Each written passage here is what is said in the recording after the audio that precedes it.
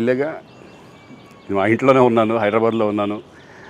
So నేను విన్నాను పొద్దున్నుంచి, నాకు ఫోన్లు రావడం జరిగింది. నేను కూడా వీడియో క్లిప్ చూశాను. మన మీడియా మిత్రులు చాలామంది నన్ను అడిగి క్లారిఫై చేసుకున్నారు. వాళ్ళ దాంట్లో రాలేదు నాకు తెలిసి.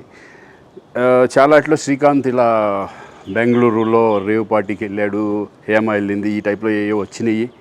నిజంగా నాకు నవ్వు వచ్చింది. ఇంట్లో వాళ్ళందరూ నవ్వుకున్నాం. ఇదేంటిది, మొన్న ఏమో విడాకులు ఇచ్చి పిచ్చేశారు నా భార్యతో, ఈరోజేమో రేవ్ పార్టీలకి వెళ్ళాడు అని వచ్చేసినాయి. కానీ ఒకటి వాళ్ళు కొంచెం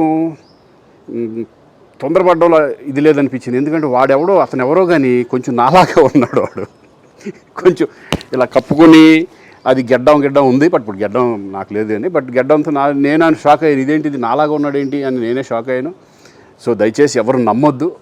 ఎందుకంటే రేవ్ పార్టీలకి వెళ్ళే కల్చర్ నాది కాదు, పబ్ కల్చర్ మనిషిని కాదు నేను. ఒక్కోసారి బర్త్డే పార్టీలకి వెళ్తాము, ఒకవేళ తెలియకుండా ఏదైనా వెళ్ళినా ఒక హాఫ్ అన్ అవర్ నుండి వచ్చేస్తాం తప్పితే అటువంటి ఏమీ లేదు. రేవ్ పార్టీ ఎలా ఉంటుందో కూడా నాకు తెలియదు. సో దయచేసి ఎవ్వరూ ఈ విషయాన్ని నమ్మొద్దు. హ్యాపీగా నేను హైదరాబాద్లో ఉన్నాను, మా ఇంట్లోనే. ఇప్పుడు మా ఇంట్లో నుంచే నేను ఇది చేస్తున్నాను.